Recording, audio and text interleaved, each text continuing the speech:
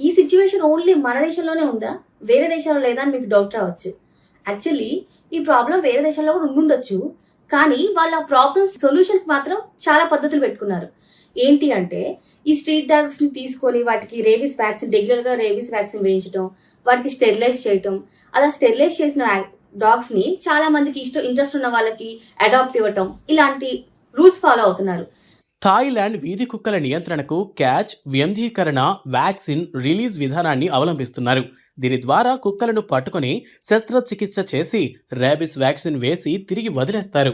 ఇందుకోసం ఇక్కడ పెద్ద ఎత్తున మొబైల్ క్లినిక్స్ ఏర్పాటు చేసి ప్రతి సంవత్సరం లక్షలాది కుక్కలకు చికిత్స అందిస్తున్నారు. దీని ఫలితంగా 10 ఏళ్లలో ర్యాబిస్ కేసులు 80% తగ్గాయి.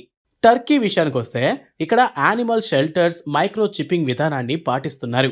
ఇందులో భాగంగా వీధి కుక్కలను పట్టుకొని మైక్రోచిప్ అమర్చడం, శస్త్రచికిత్స చేయడం, షెల్టర్లలో ఉంచడం లేదా మళ్ళీ వదిలేస్తుంటారు. ఇస్తాంబుల్ నగరంలో వీధి కుక్కలకు ఫుడ్, వాటర్ స్టేషన్స్ ఏర్పాటు చేశారు. దీంతో వీధి కుక్కల దాడుల సంఖ్య తగ్గి పౌరులు కూడా సహకరించడానికి ముందుకొచ్చారు. వీధి కుక్కల నియంత్రణకు ఆస్ట్రేలియాలో కఠినమైన లైసెన్స్ విధానాన్ని ఫాలో అవుతున్నారు. ప్రతి కుక్కకు లైసెన్సు తప్పనిసరి. స్టెరిలైజేషన్ చేయించని పెంపుడు కుక్క యజమానులకు భారీ జరిమానాలు విధిస్తారు.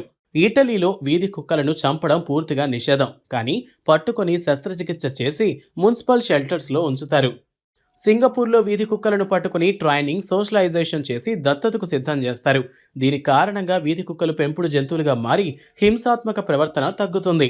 అమెరికాలో యానిమల్ కంట్రోల్ యూనిట్ విధానాన్ని ఫాలో అవుతారు. దీంట్లో కుక్కలను పట్టుకొని స్పే, న్యూటర్ చేసి దత్తతకు ఇస్తారు. చివరిగా ఈ ప్రశ్న మీకే. మనుషుల ప్రాణాలు ముఖ్యమా? కుక్కల హక్కు ముఖ్యమా? మీ సమాధానాన్ని కామెంట్స్ రూపంలో తెలియజేయండి.